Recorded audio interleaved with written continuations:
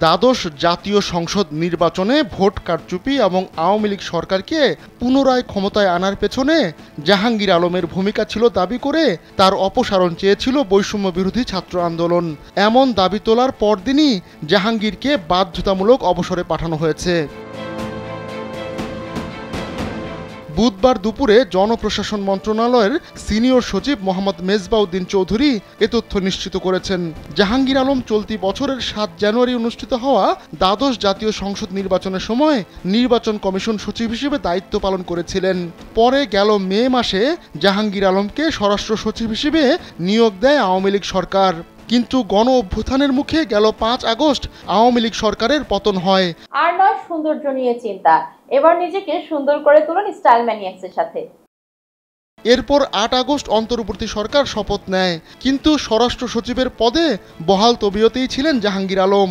তবে মঙ্গলবার বৈষম্য বিরোধী ছাত্র আন্দোলনের সহসমন্বয়ক মোসাদ্দিক আলী ইবনে মোহাম্মদ এক ফেসবুক পোস্টে তার বিচার দাবি করেন। তিনি লিখেন, ৭ জানুয়ারি ডামি ইলেকশন করে ১০% ভোটকে ৪০% বানানোর আওয়ামী ষড়যন্ত্রের মূল হোতা ছিল তখনকার জননিরাপত্তা সচিব মোহাম্মদ জাহাঙ্গীর আলম। বর্তমানে তিনি স্বরাষ্ট্র সচিব হিসেবে কর্মরত।